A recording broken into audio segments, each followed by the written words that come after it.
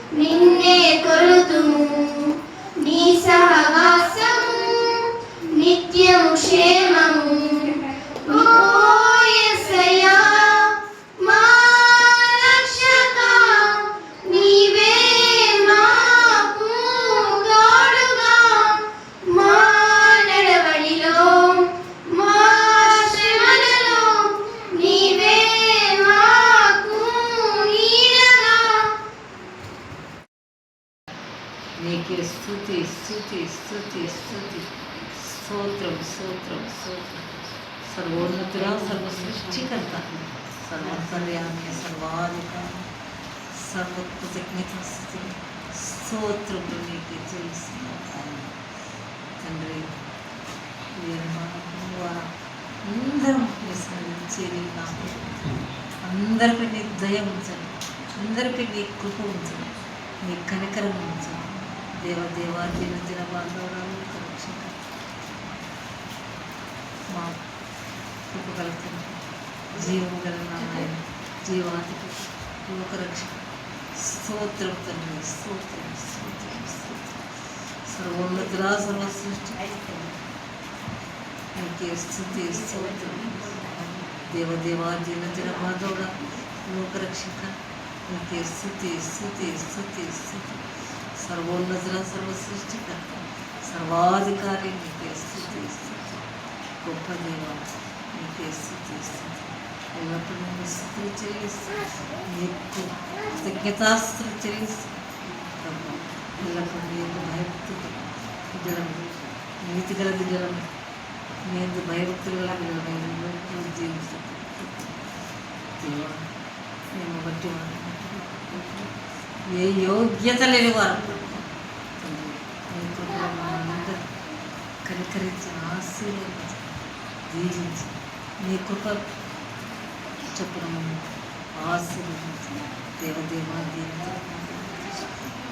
లోకరక్షకుడు నీకే స్తుతి స్తుతి. నీ యొక్క సన్నిధిలో మేము చేరినాము. చేరిన ప్రతి ఒక్క బిడ్డని మీద ఆశీర్వదించి కరుణించండి, కాపాడండి తండ్రి. నీ గొప్ప చెప్పున, నీ యొక్క దృష్టి చెప్పున తండ్రి మాకందరికీ నీ యొక్క దీవెనలో కుమ్మరించండి. నజరేయుడే నీ యేసయ్య నామములో వేడుకుంటున్నాను స్వామి. మీరందరూ కూడా విన్నారు. మరి ధ్యానాంశం ఏమైంటది చెప్పండి త్వరగా. ఏమా ఎక్కడ చూసినా, గాడ్ బ్లెస్ యు. నిజంగా ఈ యొక్క 7 వచనాల్లో మన మెయిన్ టాపిక్ ఏంటంటే, ఎక్కడ చూసినా, ఒక చోట కాదు కదా, ఎక్కడ చూసినా కూడా ఏముందంట, నాశనము, బలాత్కారం. అందరు చెప్పండి, ఎక్కడ చూసినా నాశనము, బలాత్కారము. ఎక్కడ చూసినా నాశనము, బలాత్కారము. అయితే ఎక్కడ చూసినా మరి నాశనం, బలాత్కారం ఉంటే ఎలాగా అని మనం దిగులు చెందొచ్చు. అయితే తండ్రి అయిన దేవుడు మనతో ఏం మాట్లాడుతున్నాడు అంటే, ఎక్కడ చూసినా అలాగా ఉన్నా ప్రభులో ఉన్న వారికి నాశనం ఉండదు, బలాత్కారం ఉండదు. ప్రభులో ఉన్న వారికి ఏముండదు చెప్పండి, బలాత్కారం కూడా ఉండదు. బలాత్కారము అంటే బలవంతంగా అపవాది మనల్ని బ్యాక్టీరియా తీసుకోవడానికి ప్రేరేపింపదు, బలవంతంగా పాపం చేయడానికి ప్రేరేపింపదు, బలవంతంగా ఇతరులు నాశనం చేయడానికి, ఇతరుల యొక్క మరి హాని కలగాలంటే ఇతరులు దోచుకునే ఈ అలవాటు, ఈ నేచర్ దేవుని పిల్లలకు ఉండదు. బలవంతంగా అనే మాట అంటే వాళ్ళు ముందే ఆలోచించుకొని, ముందే రాత్రి పగళ్ళు పాపపు యోచనలు యోచించి అప్పుడు ఉదయం చేస్తారు. లేదా ఉదయం నుంచి రాత్రి వరకు పాపం యోచనలు యోచించి రాత్రి వేళ వాళ్ళ యొక్క పాపపు కోరికలు తీర్చుకోవడానికి, అది ఇతరులది ఆస్తి దోచుకోవడానికన్నా, డబ్బు అపహరింపడానికన్నా, లేకపోతే ఇతరుల పవిత్రమైన జీవితం పాడు చేయడానికి కావచ్చు, కుటుంబాలను నాశనం చేయడం, ఎనిగో ఏదైనా. కొంతమంది ఒకరి ఉద్యోగాన్ని ఇంకొకరు వాడుకోవడానికి కూడా ప్లాన్లు వేస్తుంటారు కదా. ఇలాంటివన్నీ కూడా బలాత్కారము, నాశనం. అంటే ఒకరి జీవితంలో ఇంకొకరు చేసేటటువంటి కుయుక్తులు, అంటే ఇంకొకరు అంటే వాడు అపవాది. అపవాది ఎవరిలో అయితే ప్రవేశిస్తుందో వాళ్ళు ఇతరులకు నాశనం చేయాలన్న తలంపు, ఆలోచన వస్తుంది. అయితే ఇతరులు అనే మాటలో అపవాది మనకి ఎన్ని నీచమైన పనులు చేయాలనుకున్నా మన తండ్రి అయిన దేవుడు మనల్ని కాపాడుతాడు. ఎందుకు? మన తండ్రి అయిన దేవుడు మనల్ని ఖచ్చితంగా కాపాడుతాడు వాడి గురిలో నుంచి. ఎందుకు? Very good. ఇంకా ఇంకా రాత్రి పగలు ఆయన మన కోసమే కదా ప్రార్థన చేసేది. ఉచ్చరింప శక్యం కాని మూలుగులతో ఆత్మ తానే మన పక్షంగా ఏం చేస్తున్నాడ, విజ్ఞాపన చేస్తున్నాడు తండ్రికి 24 గంటలు. అలాగే ఇశ్రాయేలును కాపాడేవాడు కునుకాడు, నిద్రపడు. మరి ఇంతగా తర్వాత ఆయన చేతిలోనే మనం దాచుకున్నాడంట. అంటే మన మనకు వచ్చేటటువంటి శోధన, మనకు వచ్చేటటువంటి ఉపద్రవం దేవునికి ముందే తెలుసు. తెలిసి ముందే దేవుడు తన బిడ్డను వాక్యం ద్వారా బలపరుస్తాడు, వాక్యం ద్వారా ధైర్యపరుస్తాడు. అపవాది ఇలాగా చేయబోతుంది అని. ఇప్పుడు యోబుని మనం చూసుకుంటే, యోబుకు భయంకరమైన కుష్టు వచ్చింది. అది అంటువ్యాధ కాదు, అది పాపం వల్ల వచ్చిందా కాదు, అది అంటే వాళ్ళ యొక్క రక్త బంధుత్వం నుంచి కొన్ని వస్తుంటాయి కదా వ్యాధులు, ఇది వాళ్ళ ఇంట్లో ఉండేది కాబట్టి ఇలా వచ్చింది అని అంటుంటారు. కానీ అలాగా కాదు. ఇక్కడ యోబుకు వాళ్ళ యొక్క పూర్వీకుల నుంచి వచ్చింది కాదు, పాపం నుంచి వచ్చింది కాదు, లేదా ఎవరి దగ్గరన్నా ఆ కుష్టు వాళ్ళ దగ్గర సహవాసం చేసి వచ్చిన కుష్టు కాదు. ఎవరు తీసుకొచ్చినారు? అది అపవాది. అయితే అపవాది అంతగా టార్గెట్ చేసి యోబును పాడు చేయాలని అనుకున్నా, యోబు అయితే ఏమన్నాడంటే, దేవుని ద్వారా ఇన్ని మేళ్ళు పొందాం కదా, ఒక్క ఈ బాధ పొందితే ఏమైతుంది? ఆలోచన మనలో అందరికీ రావాలి. కొంత బాధ, కొంత వేదన, కొంత రోదన, కొంత నిరాశ, కొంత నిరపులో ఉన్నప్పుడు ఎప్పుడు కృంగిపోవద్దు. ఈ యొక్క ఉదయకాల సమయంలో తండ్రి అయిన దేవుడు మనకిచ్చే నిజమైన స్వాతంత్రం ఏంటంటే, ఎవరికైతే ఆత్మ అపవాదిలో బంధింపబడకుండా ఆత్మ స్వాతంత్రం అంటే క్రీస్తులో పరిపూర్ణమైన స్వాతంత్రం దేవునికి ఇచ్చాడు. ఏంటా ఆత్మ స్వాతంత్రం అంటే, నువ్వు ఎప్పుడైనా ఎక్కడైనా ఎంతసేపు అయినా ప్రార్థన చేయొచ్చు. అదే ఆత్మ స్వాతంత్రం. ఎత్తాలో కదా, నువ్వు ఎప్పుడైనా ఎక్కడైనా ఎవరికైనా వాక్యం చెప్పొచ్చు. ఆత్మ బలం. అందుకే నన్ను బలపరచు అనేది నేను సమస్తము చేయగలను. నువ్వు ఎప్పుడైనా ఎక్కడైనా కూడా అపవాది పైన విజయాన్ని పొందుకోవచ్చు ఎట్టి పరిస్థితిలో కూడా. కారణం ప్రభు చేతిలో మనం ఉన్నాం. సిలువ వేయబడిన యేసయ్య మన పక్షంగా వ్యాజ్యం ఆడతాడు, మన పక్షంగా ఆయన పోరాడతాడు, మన పక్షంగా ఆయన అపవాదిని మరి క్రియలు లయపరిచి మనకు విజయాన్ని ఇచ్చే దేవుడు. విజయం అంటే విజయము అనుగ్రహించే విజయ కారకుడు మనకున్నాడు. కాబట్టి మనం దేనికి చింతపడిన అవసరం లేదు. అయ్యో ఏంటి ఎక్కడ చూసినా నాశనమే, ఎక్కడ చూసినా బలత్కారమే అని వాటిని చూసి మనం కృంగిపోని అవసరం లేదు. ధైర్యంగా మన పరుగు పందెంలో మనకు అప్పగించిన పనిలో మనం నమ్మకంగా ముందుకు వెళ్ళాలి. అందుకనే యోబు అంత బాధలో కూడా యెహోవా ఇచ్చాడు, యెహోవా తీసుకొని యెహోవా నామం మహిమపరచబ. అది మనం చెప్పాలి. దేవా నీ చిత్తమైనప్పుడు నువ్వు నాకు ఖచ్చితంగా ఉద్యోగం ఇస్తావు, నీ చిత్తమైనప్పుడు ఇల్లు కట్టుకుంటా, నీ చిత్తమైనప్పుడు ఆర్థిక సమస్య బలంలో వచ్చి నన్ను ఖచ్చితంగా తప్పిస్తావు ప్రభువా. కొన్ని ఏళ్ళుగా ఉన్నటువంటి అప్పు ఆర్థిక సమస్యలన్నీ పోయినాయి అక్క వాళ్ళ ఇంట్లో. దేవుని యొక్క చిత్తం ఒక రోజు దేవుని కోసం ఏర్పాటు చేసి వాటి నుంచి విడుదల. చెర, ఆ చెర అంటే ఇక మరి జైల్లో వేసినటువంటిది కాదు. చెర అంటే అప్పులనే బంధకాల్లో ఉండే వాళ్ళు చెరనే, పాపం అనే బంధకాలు ఉండే చెరనే, దీర్ఘకాల వ్యాధులతో ఉంటే అది ఒక చెరనే. తర్వాత అనేకుల ద్వారా శోధింపబడుతుంటాం, అపవాది చేత, పాపము చేత, ఇవన్నీ చెర. ఆ చెర నుంచి బంధ విముక్తులుగా చేస్తేనే మనం స్వతంత్రమైపోతాం. కానీ స్వాతంత్రం వచ్చింది అని ఏమేమో చేసి హంగామాలు చేసి అంత మాత్రాన మనకు స్వాతంత్రం వచ్చినట్టు కాదు. స్వాతంత్రం వచ్చింది, కానీ వ్యక్తిగత స్వాతంత్రం చాలా ప్రాముఖ్యం. ఆ వ్యక్తిగత స్వాతంత్రమే పాపం పైన, అపవాది పైన, రోగముల పైన, అప్పుల పైన, ఆర్థిక సమస్యల పైన, దేవునికి విరోధులైన వారిపైన మన విజయాన్ని పొందుకోవడమే నిజమైన స్వాతంత్రం. హల్లెలూయా, హల్లెలూయా, హల్లెలూయా. మరి ఇంత స్వాతంత్రం వచ్చిందని ఎంత హంగామాలు చేస్తుంటాం, కానీ ఎక్కడ చూసినా ఏమవుతుందంట? నాశనం. ఎక్కడ చూసినా బలత్కారం. ఒక వ్యక్తిని బలత్కారంగా చంపడం, ఒక వ్యక్తిని బలత్కారంగా పాడు చేయడం, ఒక వ్యక్తిని ప్రాపర్టీని బలత్కారంగా కొట్టి లాక్కోవడం కదా, ఇవన్నీ బలత్కారమే, ఇవన్నీ నాశనమే. కానీ ఇవన్నీ చేసేది, చేయించేది ఎవరు? అపవాది. అపవాది ఎందుకు వస్తాడు? ఇంకా వాడి పేరే నాశన పుత్రుడు. ఇంకా ఎందుకు వస్తాడు? దొంగతనం, హత్య, నాశనం. వాడు చేసేది ముందు దొంగతనం చేస్తాడు. ఏంటా దొంగతనం అంటే? నీలో పరిశుద్ధతను తీసేస్తాడు, నీకున్న విశ్వాసాన్ని దొంగిలిస్తాడు వాడు. అంటే అల్ప విశ్వాసిగా, అవిశ్వాసిగా సందేహాలు కలుగ చేస్తాడు. ఇది దేవుడు జరగదు ఇది అనేది. అందుకని ముందు అవి మనలోకి రాకుండా చూసుకోవాలి. అవి అపవాది చేసేటటువంటి లక్షణాలు. అపవాది యొక్క క్రియలను లయపరచుడుగా యేసే వచ్చాడు. కాబట్టి యేసే అంటే ఈ వాక్యమే. ఈ వాక్యంలో అనుదినము ఎవరైతే చదువుతారో, ఎవరైతే ధ్యానిస్తారో, ఎవరైతే వింటారో, ఎవరైతే వాక్యానుసారంగా జీవిస్తారో, ఎవరైతే వాక్యాన్ని ప్రతిరోజు ప్రకటిస్తారో వాళ్ళు 100% అపవాది క్రియలు లయపరుస్తారు. ఆ శక్తి దేవుడు మనకిస్తాడు. హల్లెలూయా, హల్లెలూయా, హల్లెలూయా. లక్ష్మి వాళ్ళ ఇంటికి వస్తే ఒక అన్ని రాళ్ళు అంటుంది. మేడం నిజంగా ప్రతిరోజు మీరు ఎంత ఓపికతో చెప్తున్నారో మేమే ఆశ్చర్యపోతున్నాం. అసలు మళ్ళీ కింద కూర్చొని, ఈ వయసులో కొంతమంది కింద కూర్చోలేరు, కానీ కింద కూర్చొని మీరు అప్పటికంటే ఇప్పుడు ఇంకా ఎక్కువ వాడబడుతున్నారని చెప్తున్నాను. Thank God.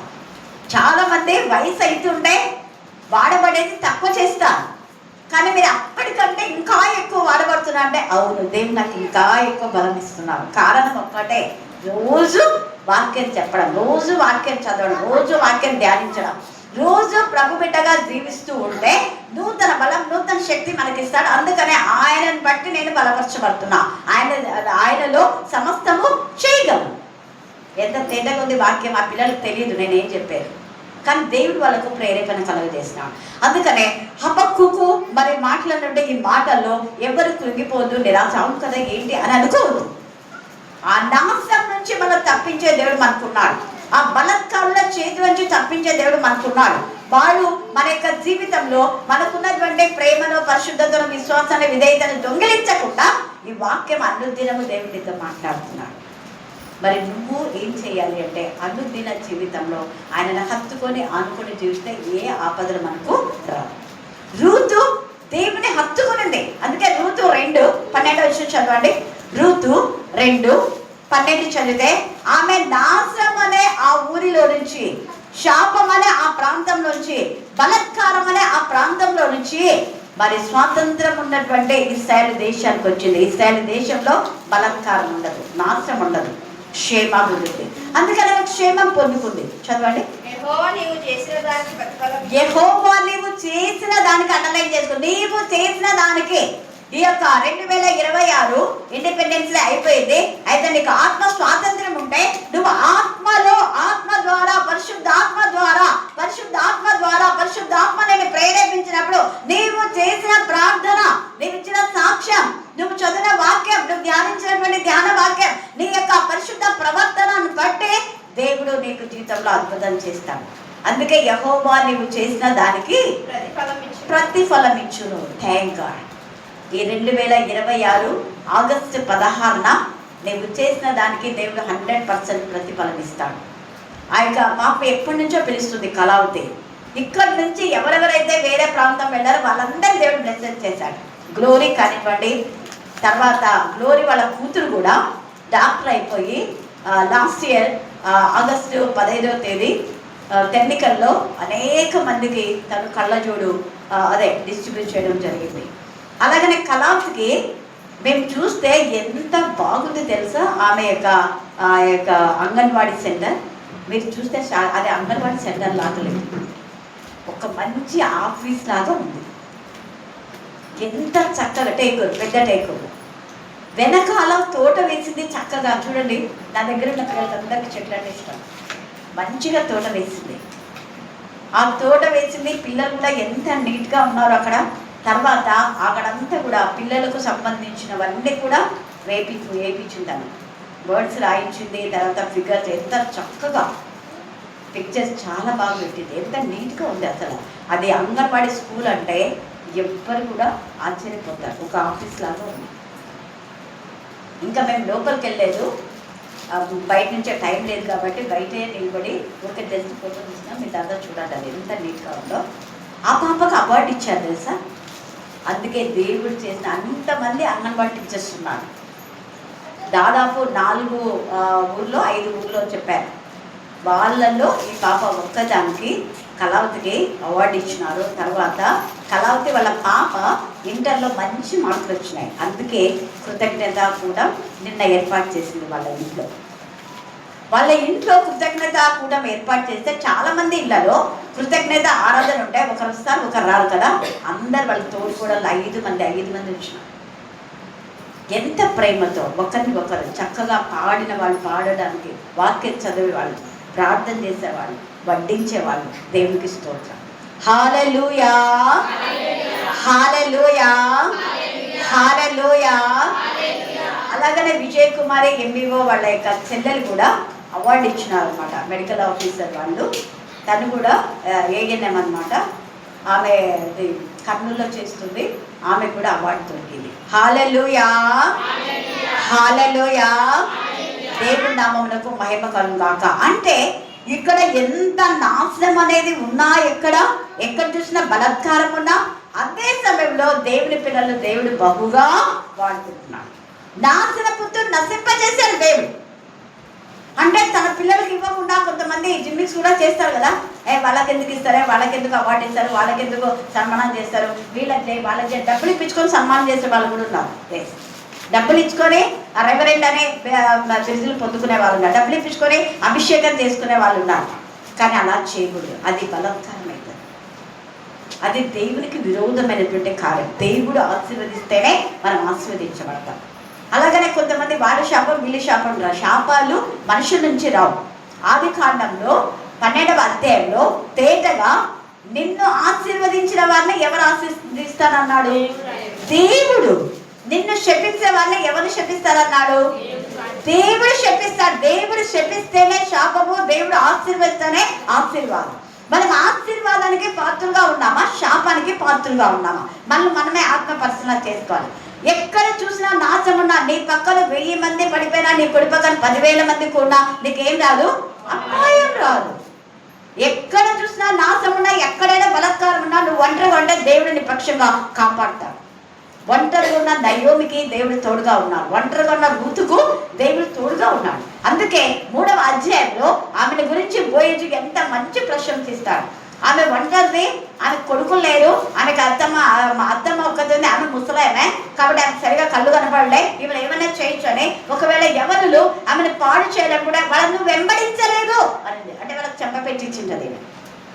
హల్లెలూయా, హల్లెలూయా, హల్లెలూయా.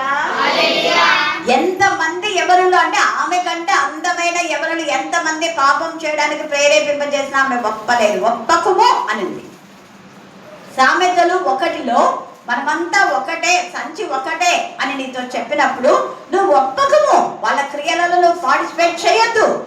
దేవుని పిల్లలు నాశనం చేసే వాళ్ళతో కలవరు, దేవుని పిల్లలు బలాత్కారం చేసే వాళ్ళతో కలవరు, దేవుని పిల్లలు అక్రమకాలతో కలవరు, దేవుని పిల్లలు అబద్ధం వెంట అబద్ధాన్ని ఆడే వాళ్ళతో ఇంకొక అబద్ధం చెప్పి పాడు చేయాలని చూడరు. దేవుని పిల్లలు ఆత్మ సంబంధులు, ఆత్మ స్వాతంత్రం దేవుడు వాళ్ళకి ఇచ్చారు. అందుకే ఆత్మ స్వాతంత్రం మనకి ఎప్పుడైతే వచ్చిందో అదే నిజమైన స్వాతంత్రం. ఎప్పుడు మనం గుర్తుపెట్టుకోవాలి. ఇక్కడ మనం చూస్తే గలతీలకు రాసిన పత్రిక 5వ అధ్యాయం 13వ వచనం చదవండి. గలతీ 5:13.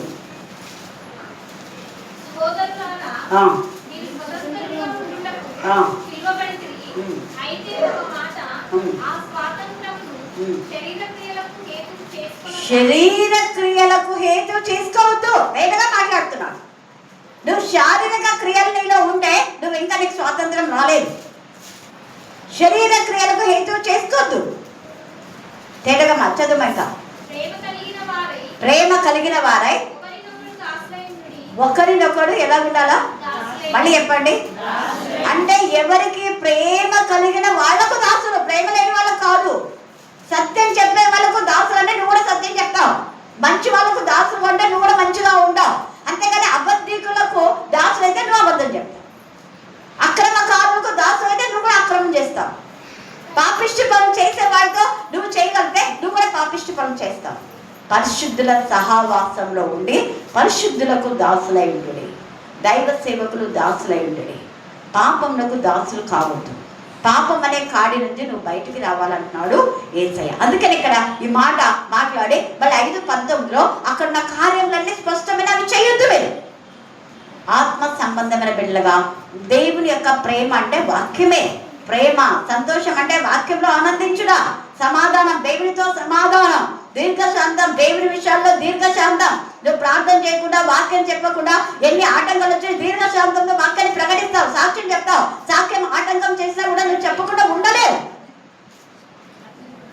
దయాలత్వం. నువ్వు దయాలత్వం కలిగి దేవుడు నీకు ఇచ్చిన రక్షణ అనేకులకు పంచిపెడతావు. నీ శత్రువులు అంటే వాడు దేవుడికి విరోధులు ఉన్న వాళ్ళకు ఇదిగో వాక్యంలో ఉంది, నువ్వు చేసే క్రియలను బట్టి నువ్వు నరకానికి పోతావు, జాగ్రత్త అని చెప్తావు.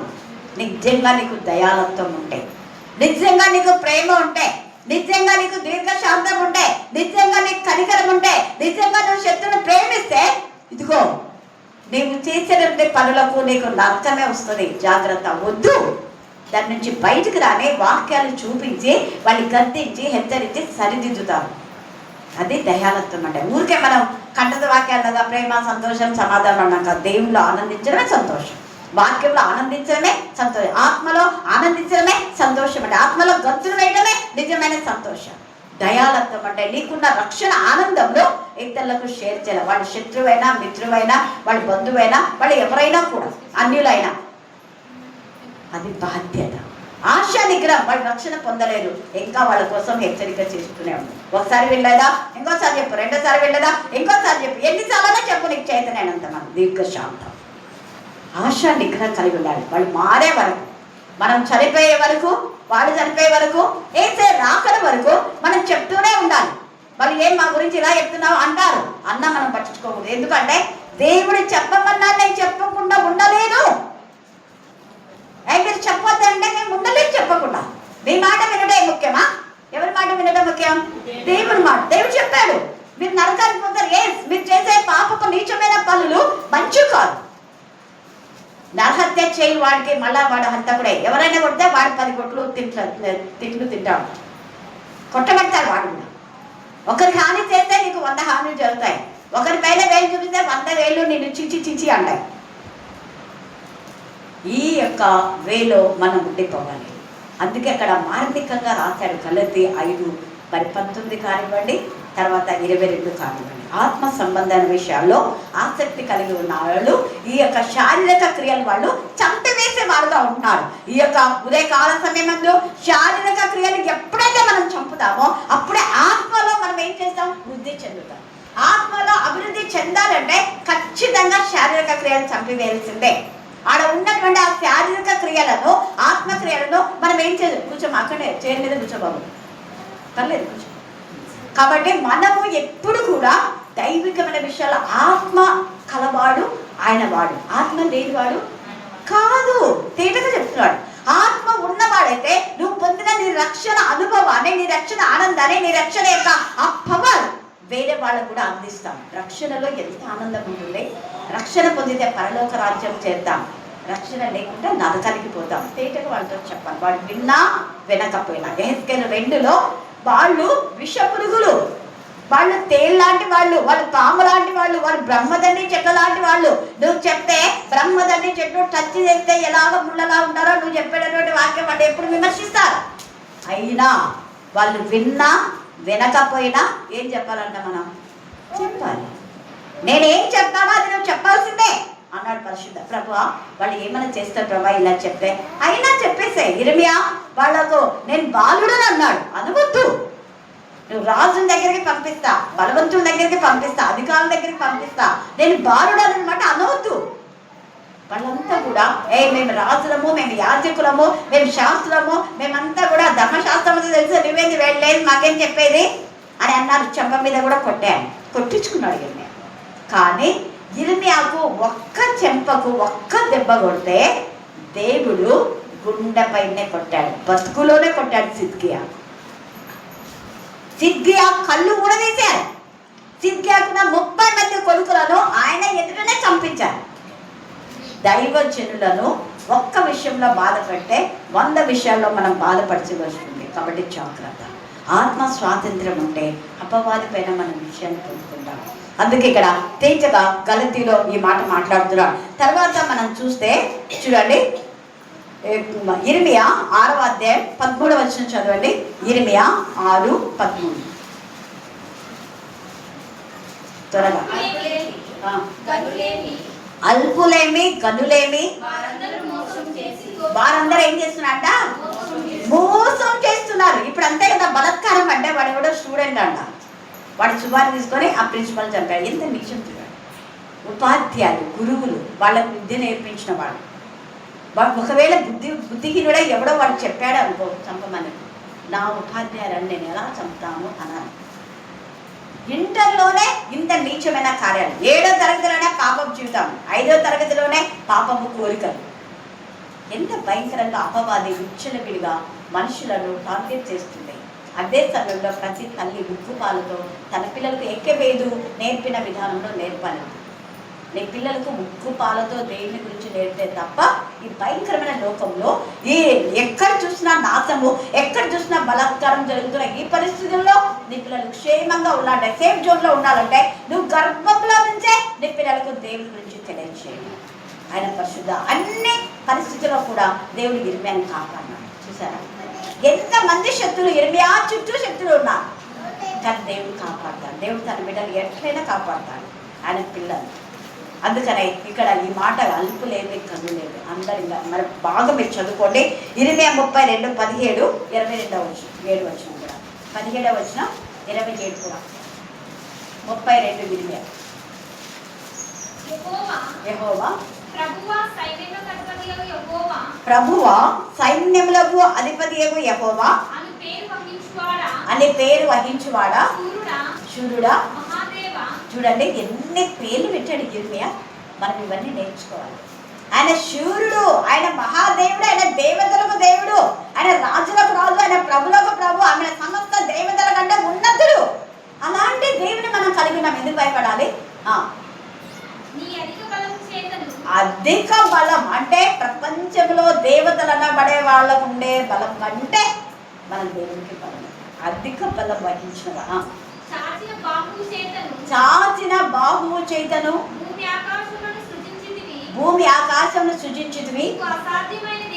అదే ఇది ఎప్పుడు కంటెంట్ చేయలేదు. అసాధ్యమైన ఏది కూడా లేదు కదా ప్రభా, నువ్వు నా జీవితంలో ఇది చేయగలవు. నేను నమ్ముతున్నా. అపనమ్మకాలు కూడా సహాయం దయచేయి. నేను విశ్వసిస్తున్నా ప్రభా, నాకు సహాయం దయచేయి అని మనం ప్రార్థన చేయాలి. దేవా నా విశ్వాసం చాలదేమో, నీ విశ్వాసం చేత నింపండి ప్రభా. 89 ఉంది, ఆయన విశ్వాసం చేత ఆవరింపబడి ఉన్నాడు. ఆత్మ వరాల్లో 1 కొరింథీ 12 ఉంది. ఆ వరం కోసం మనం అడుగుదాం. అది ఉంటే మనం అపనమ్మకం ఉండదు, మనం సంశయం అనేది ఉండదు, అసలు నిరాశ ఉండదు, నిస్పుల ఉండదు, ఆశ నిగ్రహం. 27 వచనం చదువు. నేను యెహోవాను. అదే ఎవరికంట? సర్వ శరీరులకు, ఒక్కరికి కాదు, దేవతలకు దేవుడు. అందుకే ఈ మాట అనేక మంది అన్యులకు మనం చెప్పాలి. సర్వ శరీరులకు నేను దేవుడను, నాకు అసాధ్యమైన తేటగా చెప్పాడు ఈ మాట. ఇది పట్టుకొని మీరు దేవుడిని అడగండి, ఖచ్చితంగా చేస్తారు. ఏదైనా ఏమైనా. కాబట్టి సర్వశక్తిమంతుడు ప్రతి నాశనం అనే గోతిలో నుంచి, బలత్కారుల నుంచి మనల్ని దేవుడు కాపాడేవాడుగా మనం ఉంటున్నాం. తర్వాత యోహాను 3:2 చదవండి. యోహాను 3:2.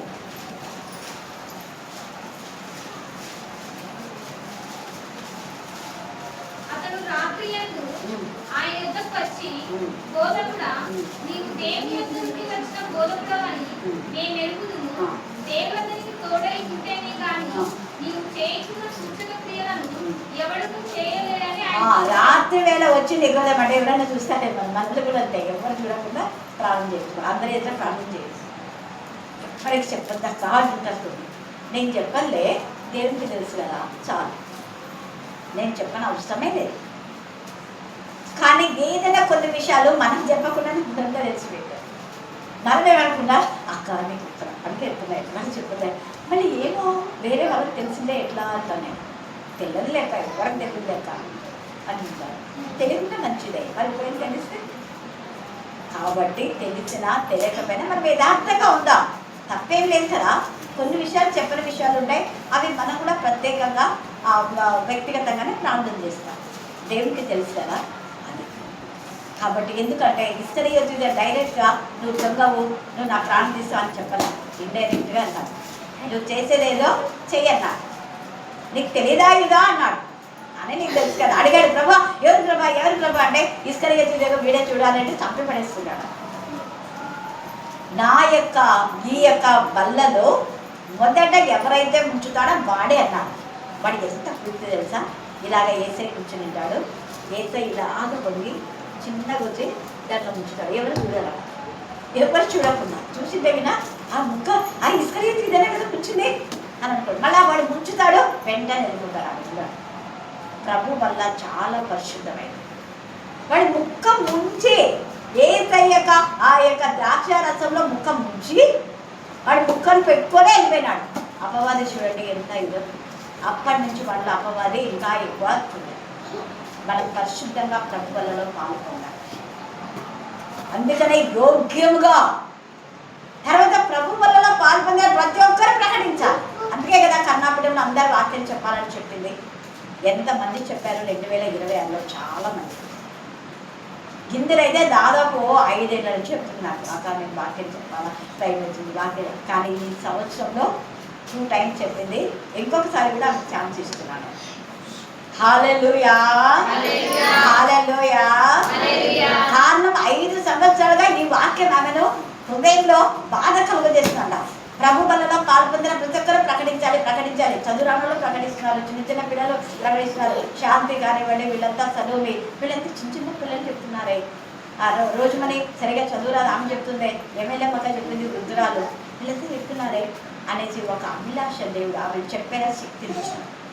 కాబట్టి అపవాది మనలో ఉన్న ధైర్యాన్ని నాశనం చేస్తే దేవుడు నేను ధైర్యపరుస్తాను. అపవాది మనలో ఉన్న పరిశుద్ధతను తీసేయడానికి ప్రయత్నిస్తే దేవుడిని నేను పరిశుద్ధపరుస్తాను. ఆయన మనకు తోడుగా ఉంటాడు. అందుకే పరిశుద్ధాత్మ శక్తితో మనం నింపబడాలి అని. తర్వాత యోహాను 8:34 చదవండి.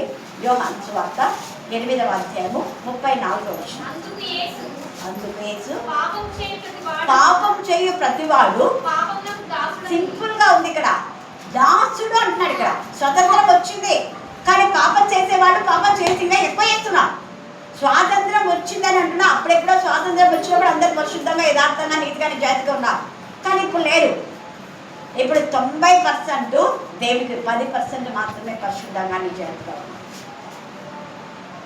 పాపము చేయు ప్రతివాడు పాపంలో దాసత్వంలో ఉన్నాడు. పాపం అంటే ప్రార్థన చేయకపోవడమే పాపం, అబద్ధం పాపమే, చేయవలసినంత దేవుడికి ఇవ్వాల్సినంత ఆనర్ ఇవ్వకపోవడం, గణపరచకపోవడం పాపమే. ఇది పరిశుద్ధమైన దినం, విశ్రాంతి దినం కాదు. ఈరోజు విశ్రాంతి దినం అంటారు చాలా మంది.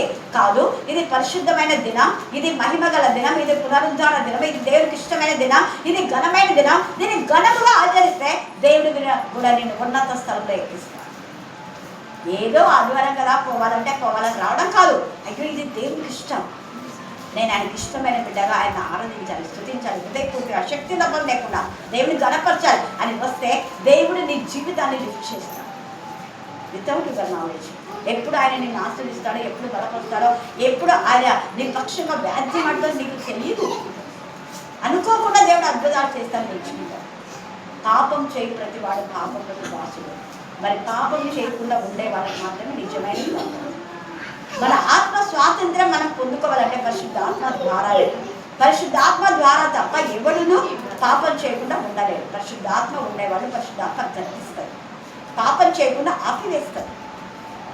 అందుకనే పరిశుద్ధాత్మత శక్తితో మనం నింపబడాలి. అందుకే దానియేలు 12:10-13 చదవండి. దానియేలు 12.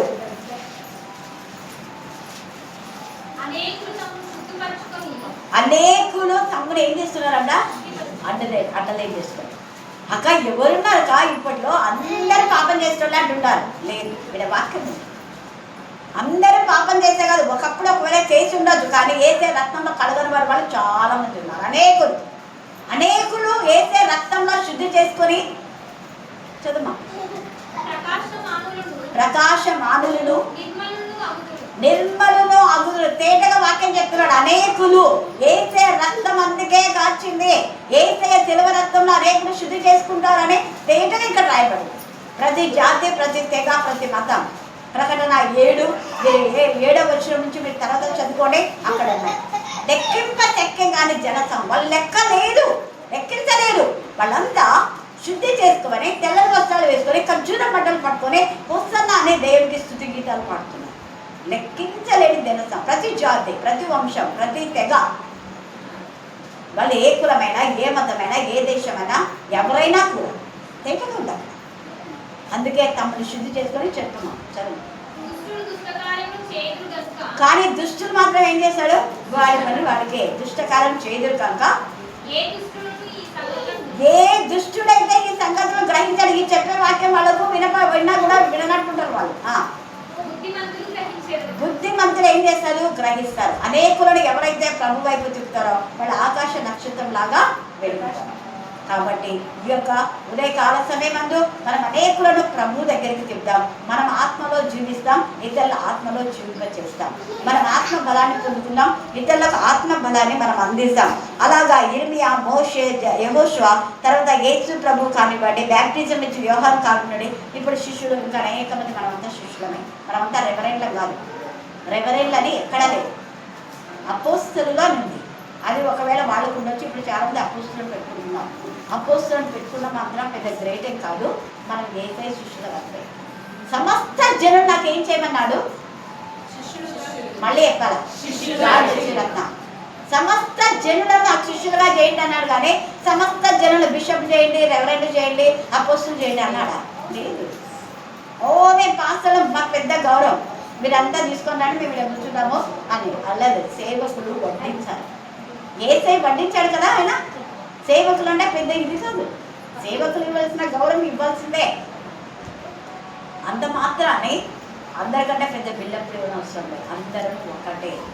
ఎవరైనా ఇక్కడ వీళ్ళు మాత్రమే ట్రైనింగ్ చేసిన వాళ్ళే వాక్యం చెప్పాలి, చేయని వాళ్ళు చెప్పాలి లేదు. ప్రభు బల్లలో పాల్పొందిన ప్రతి ఒక్కరూ ప్రకటించారు. ప్రతి ఒక్కరిని దేవుడు ఆత్మశక్తితో నింపి వాడుకుంటాడు. దేవుడు ఈ వాక్య భాగం దీవించి ఆశీర్వదించుగాక. ఆమేన్, ఆమేన్, ఆమేన్. ఈ సమయం 1 కొరింథీ